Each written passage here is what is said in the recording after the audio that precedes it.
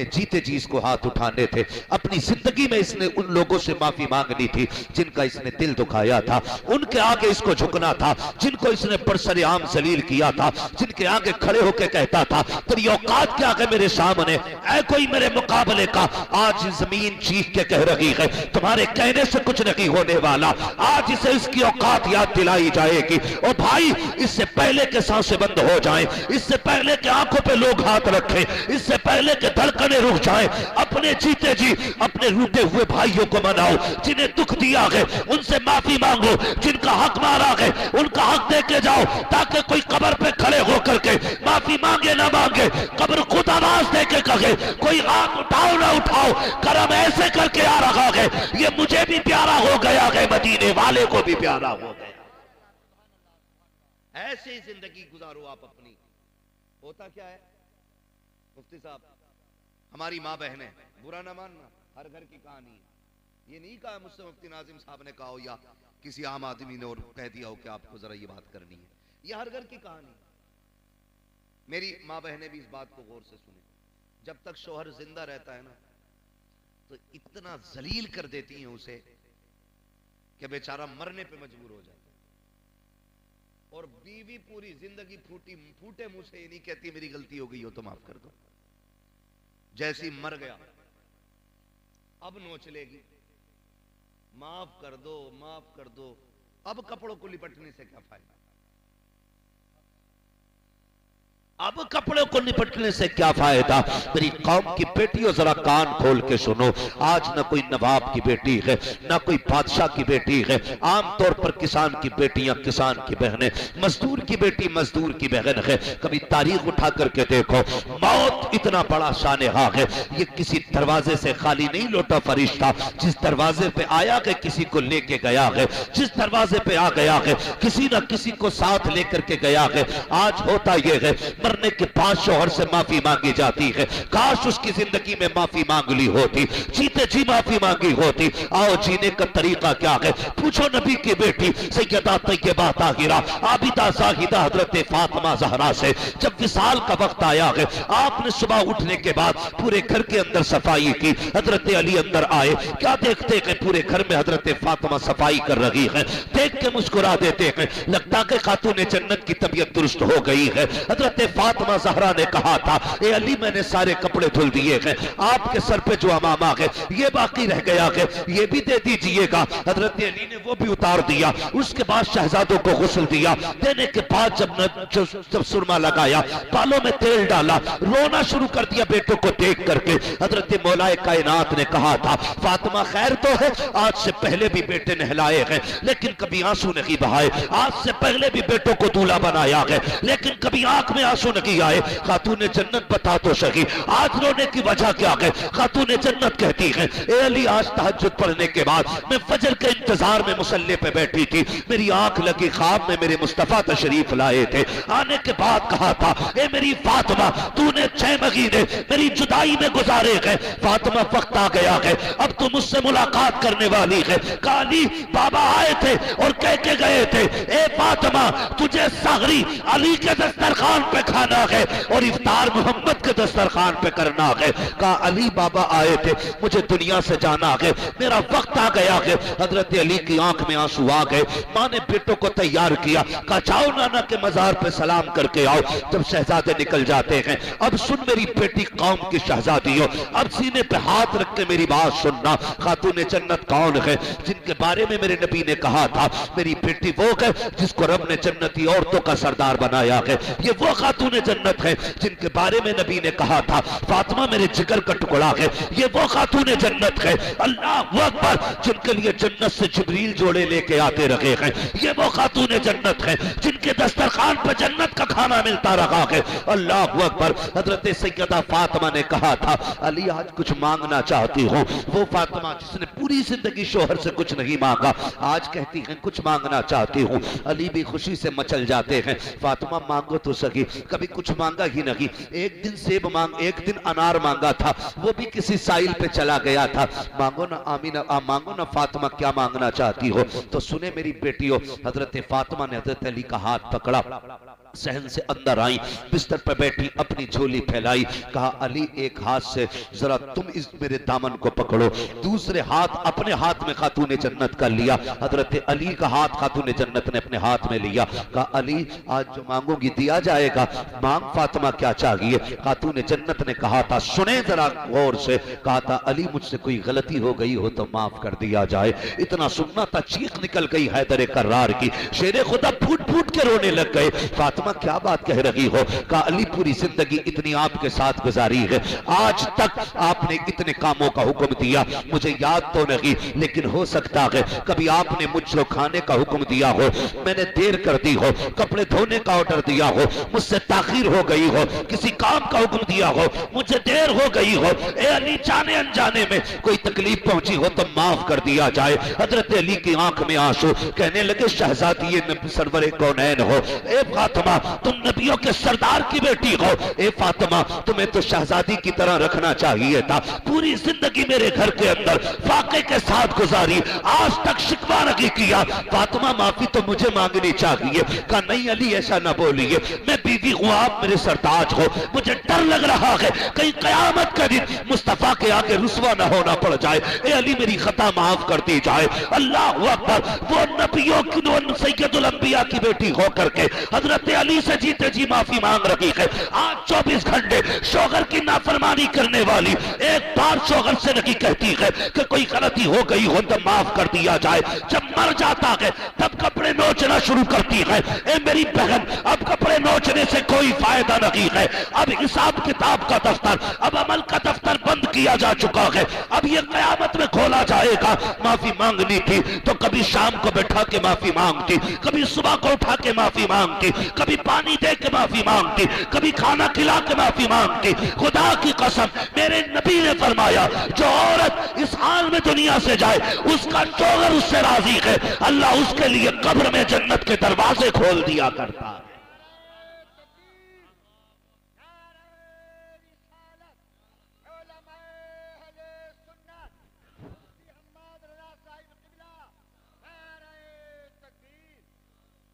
हम तो माफी भी तब मांग रहे हैं ना जब काम खत्म हो गया। भाई जीते जी माफी मांगो, किसी का दिल दुख गया है ना, अपनी जिंदगी में रफा दफा कर लो, बड़ा मसला है, बड़ा मसला है। अगर समझ में आ जाए ना हुकूक क्या चीज है। याद है ना तारीख, मेरे नबी ने जब आखिरी खुतबा इरशाद फरमाया था जुमे के दिन में, और आका करीम ने फरमाया था ना, एक दिन फरमाया था बिलाल सारे लोगों को खबर कर दो कि मैंने बुलाया है। जब मदीने में ये आवाज गूंजी हुजूर बुला रहे, एक एक बच्चा निकल के आ गया था, एक एक बच्चा, और फिर हुजूर ने कहा था बताओ मैंने खुदा का पैगाम तुम तक पहुंचाया कि नहीं? सबने कहा था बेशक। उसके बाद आका करीम के जो जुमले थे जिनका मफहूम यह है, मेरे नबी ने फरमाया था लोगों मैं अपने रब से इस हाल में मुलाकात करना चाहता हूं कि मुझ पे किसी का जर्रा बराबर भी हक ना हो। किसने कहा था? नबियों के इमाम ने खड़े होकर कहा था जिसका मुझ पे हक है वो ले ले। सन्नाटा था, एक बंदे ने खड़े होकर कह दिया था या रसूल अल्लाह मेरा हक है। मेरे नबी ने फरमाया क्या? कहा हुजूर एक बार आप सफ़े सीधी फरमा रहे थे, आपके हाथ में दुर्रा था, कोड़ा था, वो मेरे लग गया था, मुझे उसका बदला चाहिए। सोचे तो सही, मेरे हुजूर ये निज़ाम कायम कर रहे हैं ज़मीन पे, ये निज़ाम कायम कर रहे हैं कि मुझ पे किसी का हक हो तो ले लिया जाए, मुझ पे किसी का हक हो तो ले लिया जाए, और ये निज़ाम कायम किया मेरे नबी ने। खड़े हो गए या रसूल अल्लाह मेरा हक है। इतनी बात कही ना तो हुजूर ने फरमाया क्या हक है? आपका कोड़ा मेरी कमर पे लगा था। तो नबी ने फरमाया अपना बदला ले लो। कहने लगे वही कोड़ा चाहिए जो उस दिन लगा था। इंसाफ देखिए, इंसाफ देखिए। मेरे नबी ने फरमाया सलमान जी या रसूल अल्लाह का जाओ मेरी बेटी के घर चले जाओ, उनके घर पे वो कोड़ा रखा हुआ है लेके आओ। हुजूर को बुखार इतना तेज था कि हाथ चेहरे पे नहीं रखा जाता था। ये उन दिनों की बात नहीं कर रहा हूं जिन दिनों में हुजूर सेहतमंद थे, उस दिन की बात कर रहा हूं जब हुजूर की वफात का वक्त आया था। इतनी तेज बुखार था, हाथ मत्थे पे नहीं रखा जाता था। हाँ, हुजूर ने फरमाया ले अपना बदला। वो जब सलमान फारसी खातून जन्नत की चौखट पे गए, कौन है? का सलमान आया है। का क्यों? का वो जो घोड़ा आपके पास है हुजूर का, वो दे दिया जाए। सलमान चचा, इस घोड़े की क्या जरूरत पड़ गई? जब उन्होंने बताया कि हुजूर ने ऐलान किया मुझ पे किसी का हक है तो वो ले ले। का एक सहाबी है, वो अपना बदला लेना चाहते हैं। क्या कहना चाहते हो? का उन्होंने कहा हुजूर के हाथ से उनकी कमर पे घोड़ा लगा था, आज वो इस घोड़े के जरिए अपना बदला लेंगे। बेटी तो बेटी होती, तड़प गई। कहा ठहरो। अंदर गई, शहजादे चटाई पे सो रहे थे, उठाया, घोड़ा हाथ में लिया। लेने के बाद फरमाया जाओ शहजादो, तुम सो रहे हो, किसी ने नाना से घोड़े का बदला मांग लिया है। तुम्हें पता है ना मेरे बाबा की तबीयत खराब है, कोई भी कीमत देनी पड़े शहजादो, कीमत अदा कर देना। एक घोड़ा मेरे बाबा के बदन पे नहीं लगना चाहिए। शहजादे आ गए थे, बात तवील हो जाएगी, मैं बस बताना ये चाहता हूं। हुजूर ने उस दिन इंसाफ कायम किया। घोड़े आ गए, घोड़ा भी आ गए, शहजादे आ गए। कहने लगे सलमान चाचा बताओ ना वो कौन है जो हमारे नाना से बदला लेना चाहता है। इशारा किया उकाशा की जानिब, दौड़ के हाथ पकड़ लिया। कहने लगे चचा एक घोड़े के बदले में 100 मार लो, लेकिन हमारे नाना को दुख ना दो। मामला कुछ और था उस दिन। सारे सहाबा ने गिरिया उजारी की। का हुजूर जब घोड़ा लगा था मेरा बदन बिना कपड़े का था, कमीज उतारे, हुजूर ने कुर्ता उतार दिया। अभी सहाबा को नहीं मालूम क्या होने वाला है, लेकिन इंसाफ कायम किया जा रहा है। हुजूर ने जैसी कुर्ता उतारा ना, उकाशा ने घोड़ा फेंका, हुजूर के बदन से लिपट जाते। या रसूलुल्लाह मेरी औकात के मैं आपसे बदला लूं? मैंने तो सुना था जो आपके बदन से लग जाएगा वो जन्नती हो जाएगा, जो आपके बदन से लग जाएगा वो जन्नती हो जाएगा। फिर मेरे नबी ने कहा जिसे जन्नती का चेहरा देखना हो वो मेरे उकाशा का चेहरा देखे। भाई इंसाफ कायम किया मेरे नबी ने, इंसाफ कायम किया। आज इंसाफ नहीं है। आज बेटों से गुजारिश है, हर बेटे से। आज नजाकत भाई के बच्चों से बात नहीं कर रहा हूं, सिर्फ सारे बेटों से बात कर रहा हूं। कई बार ऐसा होता है ना, बाप के बाद बेटियां बड़ी यतीम हो जाती। यतीम तो बेटे भी हो जाते, लेकिन बेटियां बड़ी वाली यतीम हो जाती हैं, इसलिए कि बाप के इंतकाल के बाद बाप की जायदाद के मालिक बेटे बने रहते हैं, लेकिन अक्सर बेटियों को लावारिस बना दिया जाता है। अक्सर बेटियों को लावारिस बना दिया जाता है, और उसी जायदाद पे सांप बन के बैठने वाले कल जब बीमारी आती है या बरकतें उड़ जाती हैं, फिर कहता दुआ करो बरकत नहीं हो रही है। खुदा की कसम किसी का बचाने से दौलत नहीं आती है, बल्कि किसी का हक उसे खिलाने से बरकतें अल्लाह अता फरमाया करता है। अक्सर होता क्या है, बुरा ना मानना, ये भी बात कड़वी है।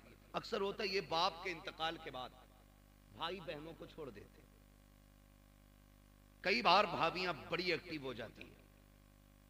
भाभियां अगर बहन आ जाए ना, कहती लो चली आई कल मुई, आज फिर आ गई, 8 दिन पहले तो आई थी। यहां तक बदतमीजी देखी हमने, कितनी बहनों को धक्का देकर दरवाजे से हटा दिया जाता है। तुझे क्या लगता है ये रोटी खाने आई है, ये तुझसे पैसे लेने आई है? ये बेटी है बाप की। सुनो बेटी वाले मेरी बात का एहसास करेंगे, बेटियों को दौलत प्यारी नहीं होती है, बेटियों को बाप की सूरत प्यारी हुआ करती है। वो जो आया करती है ना बाप के बाद, वो भाई से दौलत लेने नहीं आती।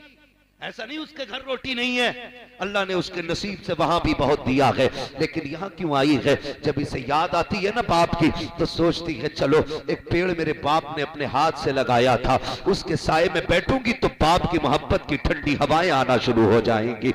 एक कमरा था मेरे बाप का बनाया हुआ, कभी वो उसमें बैठा करता था। एक दीवार थी जिसकी बुनियाद मेरे बाप ने रखी थी। एक तकिया है मेरे बाप का, एक बिस्तर है मेरे बाप का।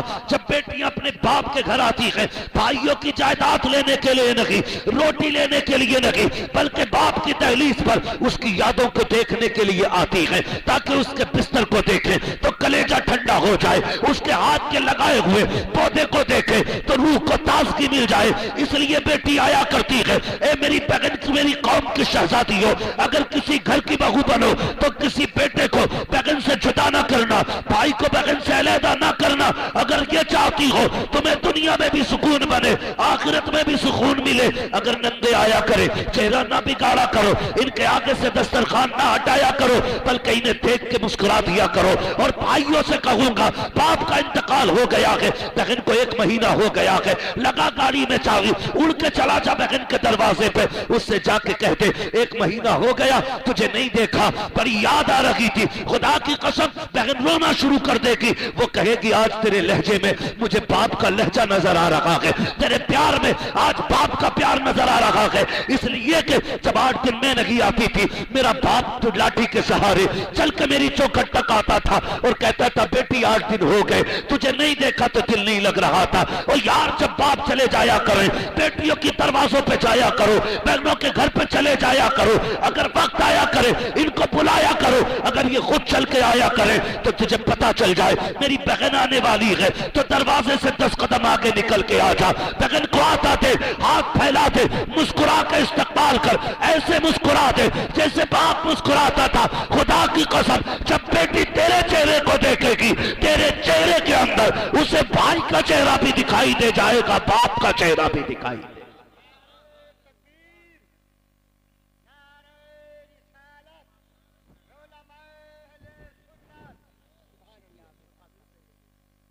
भाई अल्लाह आपको सलामत रखे, बाप के बाद कभी बहनों को लावारिस मत होने देना। और सुनो, वजीफा मैं बता के जा रहा हूं, जब घर में बरकत ना हो, बहन हो बेटी हो, बैठा कभी आगे और बैठा के हाथ उठा कि मालिक इस बेटी के सदक़े में रिज्क के दरवाजे खोल दे। तेरे हाथ उठेंगे, मेरा ईमान कहता है अगर तूने सच्चे दिल से बेटी की खैरात मांग ली, हाथ नीचे आने से पहले अल्लाह अर्शों से तेरे रिज्क का इंतजाम फरमा दे। लेकिन ये हमारी नाकामी है, किस्मत। क्या कहें हम अपने आप को, हम बाप के इंतकाल के बाद ऐसे हो जाते हैं जैसे अब हमारा किसी से कोई रिश्ता ही नहीं है, ताल्लुक नहीं है। हम बेटी वाले लोग हैं, जिन जिन के घर में बेटी है, खुदा की कसम जानते अल्लाह ने बेटे भी दिए बेटियां भी दी हैं, लेकिन जितना प्यार बेटी करती है उतने बेटा नहीं किया करते। हाँ? हमारा रात दिन का सफर करके घर आना है, बेटा दौड़ के नहीं आता, बेटी पहले दौड़ के दरवाजे के बाहर आ जाती है। क्यों? अल्लाह ने बेटी के अंदर प्यार रखा है। भाई बनिए, जल्लाद न बनिए, कसाई न बनिए। और ये जो रिवाज चल रहा है ना जहेज का, मैं तो कहता हूं अगर हम सिर्फ बहन बेटियों को उनका जो शरीयत ने हक रखा है ना मालियत में, वो देना शुरू कर दें तो जहेज की लानत का जनाजा ही निकल जाएगा। मुरव्वजा जहेज जो आजकल चल रहा है, कोई नहीं मांगेगा यार तुमसे गाड़ी, तुम अपनी बेटियों को हक दो, दूसरों की बेटियां तुम्हारे घर में अपना हक लाएंगी, फिर अल्लाह बरकत अता फरमाएगा। लेकिन हमारे तो हालात ऐसे, अगर भांजा बीमार हो जाए फोन बंद कर लेते हैं, कहीं बहन फोन करके पैसे ना मांग ले। बहनों ही बीमार हो जाए तो हम तो कह देते हैं बेटे से कह दे हम घर पे नहीं है। क्यों? ऐसे जिंदगी गुजरेगी? ये इस्लामी दर्स है? नहीं। दरवाजे पे बहन आके खड़ी हो जाए ना तो फिर दरवाजे खोल दिया करो, कभी फिर मालिक ना बना करो। 2 मिनट के लिए कह दिया कर बहन कल भी तू मालिक थी, आज भी तू मालिक। क्या चला जाएगा? इतनी गैरत बहन को भी आती है, तेरी बीवी का जेवर उतार के नहीं ले जाएगी, तेरी कुटियां खाली नहीं कर लेगी, तेरा बैंक अकाउंट खाली नहीं कर देगी। तुझे 2 जुमले कहने, कल भी तू मालिक थी, आज भी तू मालिक है। खुदा की कसम इधर बगल मुस्कुराएगी, गुंबद खजरा में मदीने वाला मुस्तफा मुस्कुराने लगा। हमें तो उसकी रहमत ही लूटना नहीं आया, हमने तो सितम किया, बहनों पर सताया। रिश्ते निभाने की आदत डालो।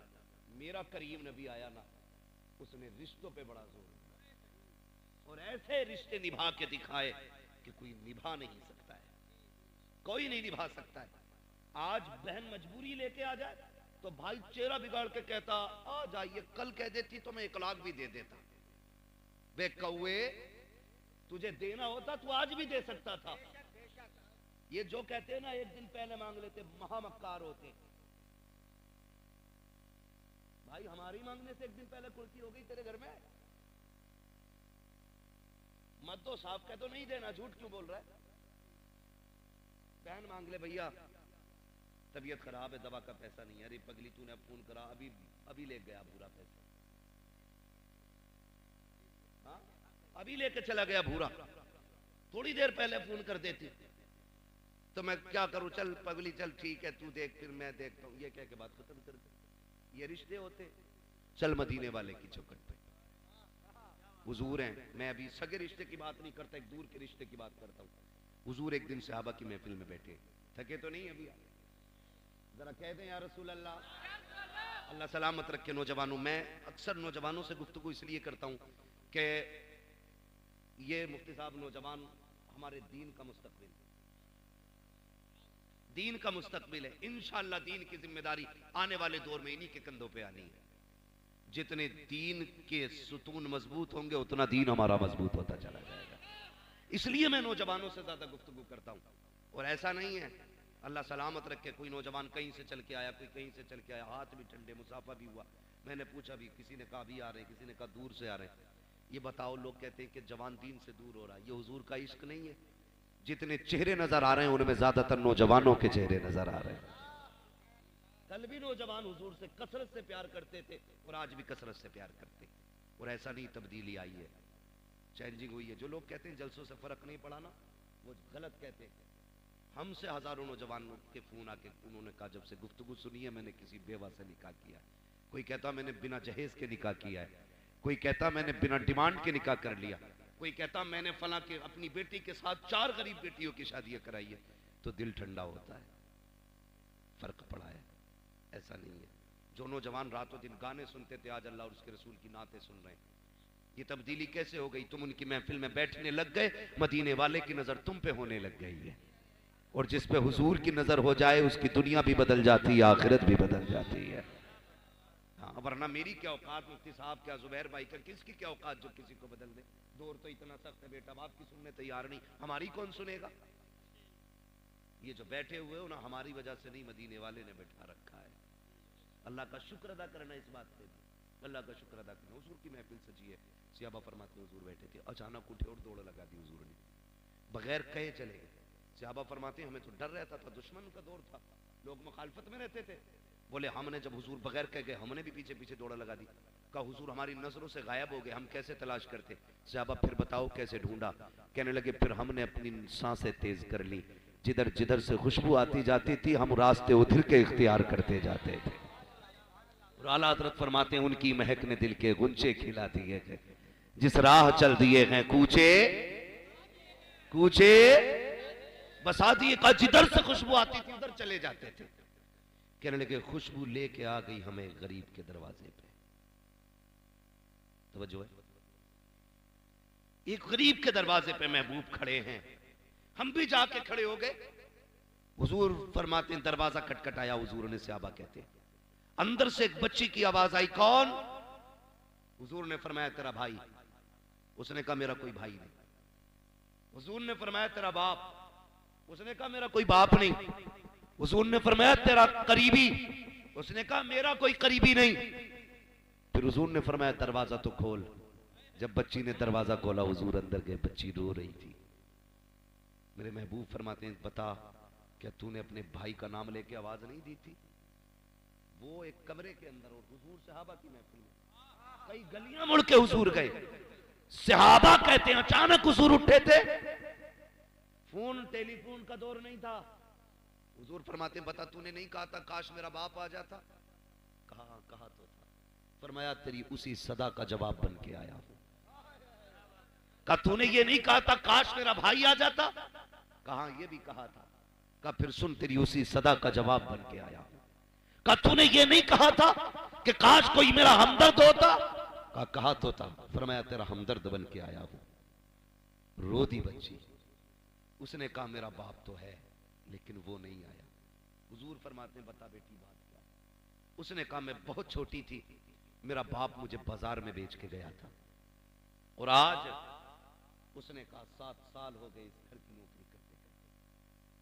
कहा इतना सितम मेरे ऊपर होता है कि काम पूरा ना हो तब भी मारा जाता है, अगर बीमारी में लेट जाऊं तब भी मारा जाता है। ए आने वाले मसीहा बात यह है, इतनी सताई गई हूं कि दुख बर्दाश्त नहीं कर पाई। आज मैंने पहली बार कहा है, काश मेरा बाप मेरा दुख देख लेता, मेरा भाई आता मेरा सितम देख लेता।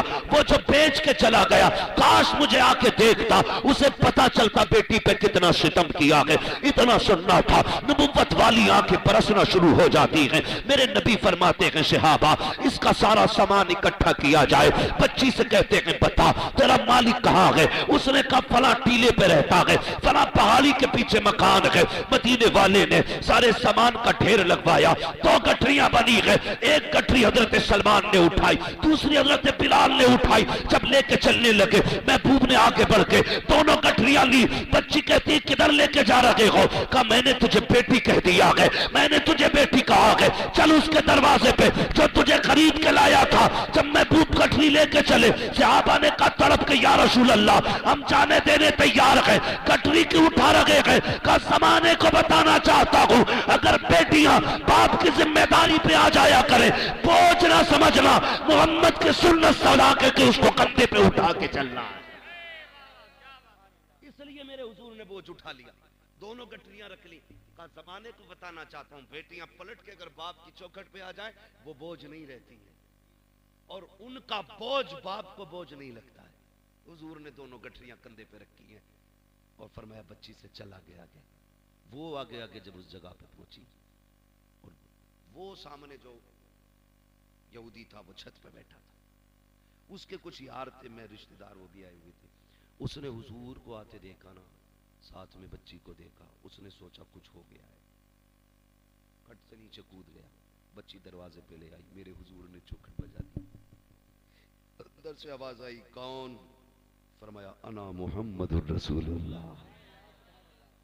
उसने दरवाजा खोला, सर से लेके पैर तक देखा। देखने के बाद कहा कैसे आए हो? कहा ये तेरी खरीदी हुई बच्ची है? कहा हाँ। फरमाया इसकी कीमत बचा, आज इसे खरीद के मोहम्मद आजाद कराने आया है। जैसी इतनी बात सुनी ना, उसने कीमत तो कुछ नहीं बताई, दौड़ लगा दी। अंदर गया, जाने के बाद बड़ी पुरानी किताब उठा के लाया, अपने बुजुर्गों की किताब लाने के बाद उसने कहा थोड़ी मेहरबानी करेंगे? कहा क्या? कहा जरा थोड़ा सा अपना कॉलर का बटन खोलें, मुझे कुछ देखना है। महबूब ने थोड़ा सा बटन खोला, उसने किताब के वर्क पलटे, वर्क पे वर्क पलटता रहा।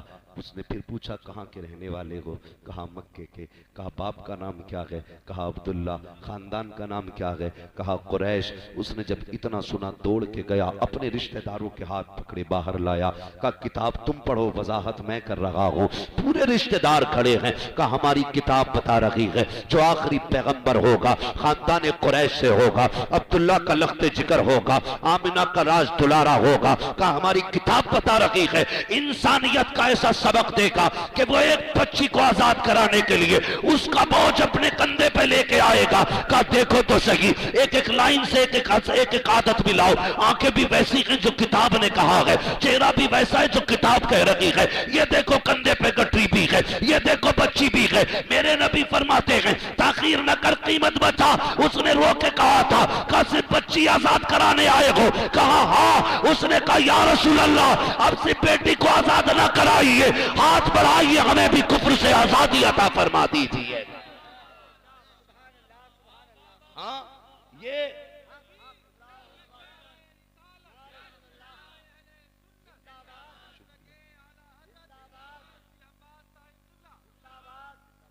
खुदा की कसम, ये मेरे नबी ने ना बेटियों के हुकूक सिखाए, बेटियों से प्यार करना सिखाया। अल्लाह आपको सलामत रखे। बाप का इंतकाल हो जाना तो बेटी को सताना नहीं है, बहनों को बोझ नहीं समझना है, खुदा की रहमत समझ के इनका साथ देना है, खड़े हो जाना। आज तुम इनके साथ खड़े हो जाओ, मुसीबत में फंसोगे, खुदा की रहमतें तुम्हारे साथ खड़ी होंगी। नौजवानों, अखलाक सबसे बुलंद कीजिएगा। अखलाक, अखलाकी मयार हमारा जब आला होगा ना, तो हमारा मुआशरा खूबसूरत नजर आएगा, बहुत खूबसूरत नजर आएगा।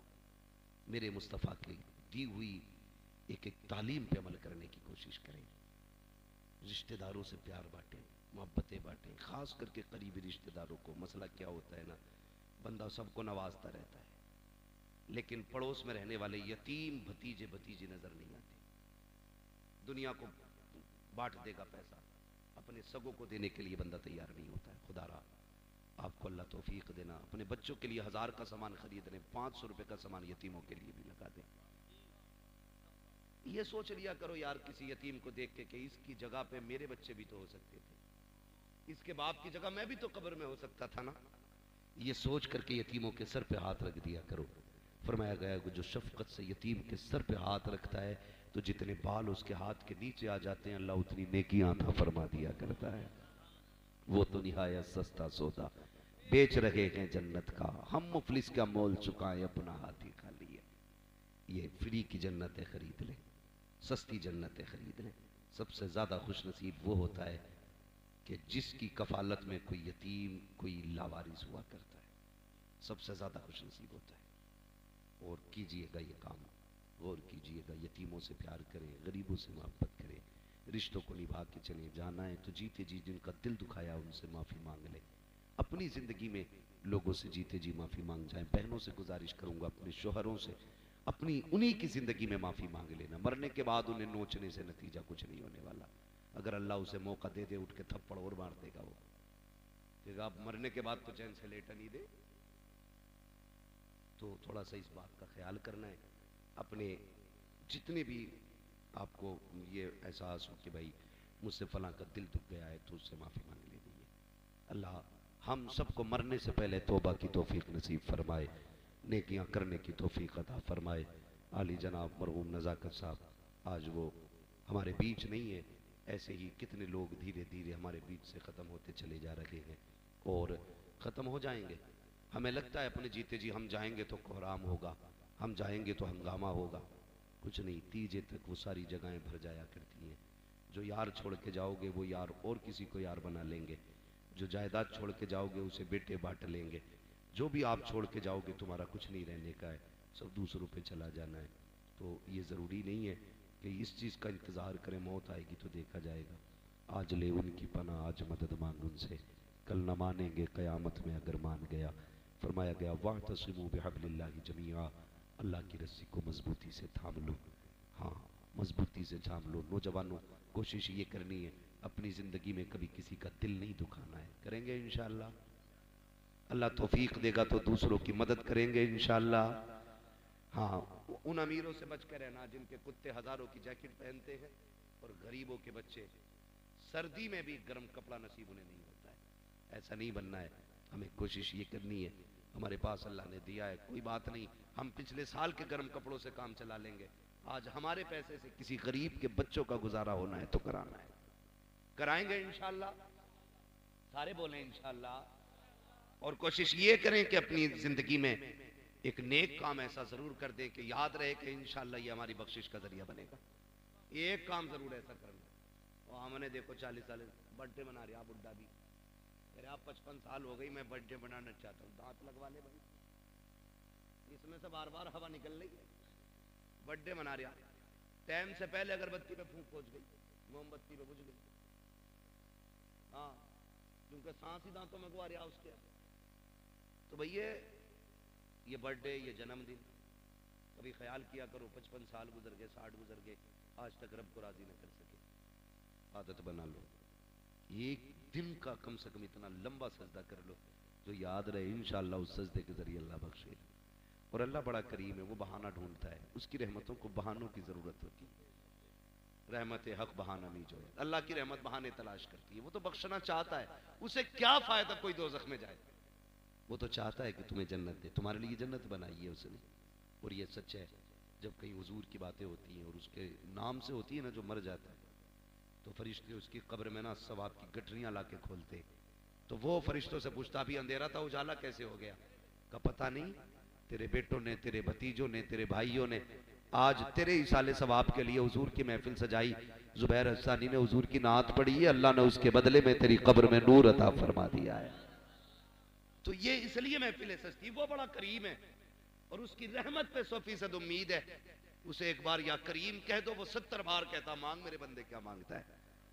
आज हम कहते हैं करीम, मास्टर नज़ाकत साहब की मग़फ़िरत फरमा दे। रहीम रहमान, मास्टर नज़ाकत साहब की मग़फ़िरत फरमा दे। वो बड़ा करीम है, इंशाअल्लाह वो अपने महबूब के सदक़े में मरहूमों को बख्श देता है। हाँ, मंगतों का हाथ उठते ही दाता की देन थी, दूरी कबूल व अर्ज़ में बस हाथ भर की है। मांगेंगे मांगी जाएंगे, मुंह मांगी पाएंगे, सरकार में न लागे न हाजत अगर की है। हाँ, लबवा हैं, आंखें बंद हैं, फैली हैं झोलियाँ, कितने मज़े की भीख तेरी पाक दर की है। लोगों, नौजवानों, बदलो अपने आप को। इंशाअल्लाह मरने से पहले मरने की तैयारी करेंगे इंशाअल्लाह। हलाल रोजी खाएंगे इंशाअल्लाह, किसी का हक नहीं मारेंगे इंशाअल्लाह, बल्कि लोगों का हक दे के जाएंगे इंशाअल्लाह।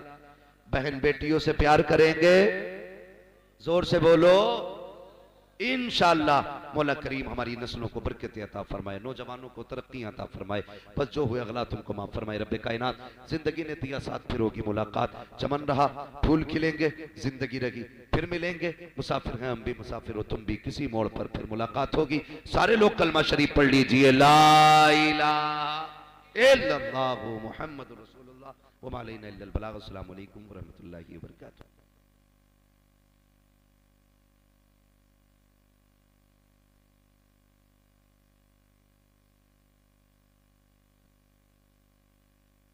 पे के बदरो जा तुम पे करोड़ों